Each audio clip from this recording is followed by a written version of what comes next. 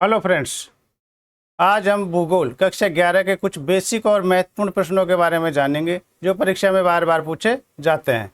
जैसे ज्योग्राफी का शाब्दिक अर्थ क्या है, भूगोल अध्ययन के दो प्रमुख उपागम कौन कौन से हैं, उपमहाद्वीप किसे कहते हैं, भारत की मुख्य भूमि का विस्तार कितना है, भारत की लंबी तटरेखा के क्या प्रभाव हैं और भौतिक भूगोल के अध्ययन का मानव जीवन के लिए क्या महत्व है। इस तरह के बहुत से महत्वपूर्ण प्रश्न जो परीक्षा में आप बार बार पूछे जाते हैं। तो आइए शुरू करते हैं और देखते हैं आज के इम्पोर्टेंट और उपयोगी प्रश्न उत्तर। आप पूरी वीडियो को ध्यान से देखें और समझें, जिससे आप परीक्षा में अच्छे अंक प्राप्त कर सकेंगे। तो सबसे पहले प्रश्न है कि भूगोल अर्थात ज्योग्राफी का शाब्दिक अर्थ क्या है। तो भूगोल एक ग्रीक भाषा, भूगोल क्या है, ग्रीक भाषा के दो शब्दों से लिया गया है। कौन कौन से? एक है जियो और दूसरा है ग्राफस। तो जियो का मतलब होता है पृथ्वी और ग्राफस का होता है वर्णन करना। तो इसका मतलब हुआ, इसका शाब्दिक अर्थ क्या हुआ कि पृथ्वी का वर्णन करना। तो ज्योग्राफी किससे लिया गया? ज्योग्राफी ग्रीक भाषा के दो शब्दों से मिलकर बना है, जियो प्लस ग्राफस। इसका जियो का मतलब होता है पृथ्वी और ग्राफस का मतलब होता है वर्णन करना। इस तरह से इसका शाब्दिक अर्थ क्या हुआ? पृथ्वी का वर्णन करना। अगला क्वेश्चन है कि ज्योग्राफी शब्द का सर्वप्रथम प्रयोग किसने किया था, किसने नाम लिया था सबसे पहले? तो ये लिया था इरेटोस्थनीज ने। यह भी ग्रीक विद्वान था। इसने 276 से 194 ईसा पूर्व में ज्योग्राफी शब्द का प्रयोग किया था। नेक्स्ट क्वेश्चन है कि भूगोल अध्ययन के दो प्रमुख उपागम कौन कौन से हैं। तो एक तो होता है क्रमबद्ध उपागम और दूसरा होता है प्रादेशिक। क्रमबद्ध यानी सिस्टेमेटिक अप्रोच और रीजनल अप्रोच। अब नेक्स्ट क्वेश्चन देखते हैं। नेक्स्ट क्वेश्चन है कि भूगोल की दो प्रमुख शाखाएं कौन कौन सी हैं। तो भूगोल की जो दो प्रमुख शाखाएं हैं, ब्रांचेज हैं, वह है भौतिक भूगोल फिजिकल ज्योग्राफी और मानव भूगोल ह्यूमन ज्योग्राफी।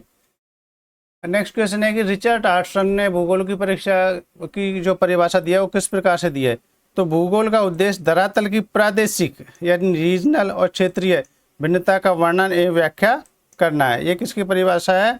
रिचर्ड आर्टसन की परिभाषा है। नेक्स्ट क्वेश्चन है कि मानव भूगोल के अंतर्गत कौन कौन सी उप शाखाएं शामिल हैं, जो सब ब्रांचेज हैं वो कौन कौन सी है। तो मानव भूगोल भूपृष्ठ पर मानवीय अथवा सांस्कृतिक तत्वों का अध्ययन करता है। किसका? मानवीय, ह्यूमन और कल्चरल। मानवीय तत्व ये सब क्या कहलाते हैं, इनका अध्ययन करता है। तो ये सब मानवीय तत्व कहलाते हैं। इसलिए मानव भूगोल बहुत ही विस्तृत विषय है। इसकी अनेक शाखाएं भी हैं जो नीचे दी गई हैं। वो इस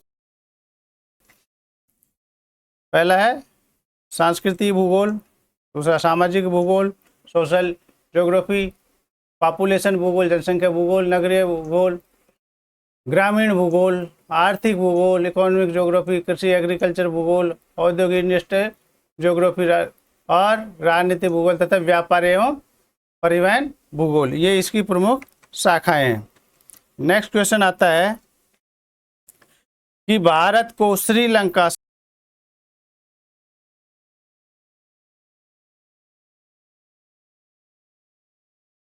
से मन्नार की खाड़ी और पाक जल संधि अलग करती है, जिसे पाक जल अवरोध भी कहते हैं। भारत की मुख्य भूमि का विस्तार क्या है, कितना है? तो भारत की मुख्य भूमि उत्तर से में क्या है, कश्मीर से लेकर दक्षिण में कन्याकुमारी तक है। उत्तर में कश्मीर से दक्षिण में कन्याकुमारी तथा पूर्व में अरुणाचल प्रदेश से पश्चिम में गुजरात तक विस्तृत है। उत्तर से दक्षिण दिशा में भारत की जो मुख्य भूमि की कुल लंबाई है वो 3214 किलोमीटर है तथा पूर्व से पश्चिम दिशा की अधिकतम लंबाई है वो है 2933 किलोमीटर है। नेक्स्ट क्वेश्चन आता है कि उपमहाद्वीप किसे कहते हैं और भारतीय उपमहाद्वीप में सम्मिलित कौन कौन से देश हैं, उनके नाम बताइए। तो किसी महाद्वीप का एक बड़ा भाग जो भौगोलिक, सांस्कृतिक, आर्थिक दृष्टि से महाद्वीप के अन्य भागों से अलग है तथा अपने भूभाग में एक रूपता हो, उसे क्या कहता है? उपमहाद्वीप कहलाता है।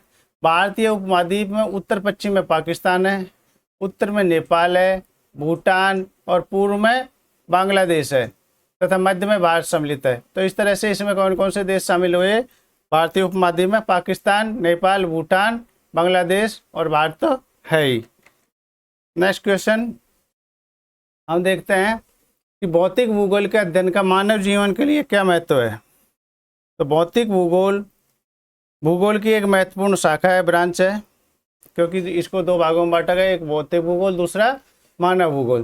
तो हम फिजिकल ज्योग्राफी की बात कर रहे हैं।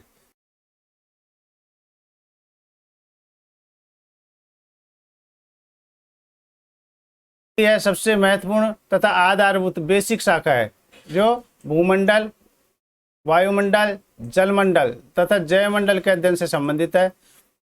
भौतिक भूगोल के इन सभी तत्वों को, जो भू आकृतियाँ, जल प्रवाह व उच्चावच, उसकी बनावट किस तरह से है, का विशेष महत्व है, क्योंकि ये मानव के क्रियाकलाप, जो एक्टिविटी हैं, उसको प्रभावित करते हैं। उदाहरण के लिए मैदानों को प्रयोग कृषि के लिए किया जाता है, और उपजाऊ मिट्टी है वो कृषि को ठोस आधार प्रदान करती है।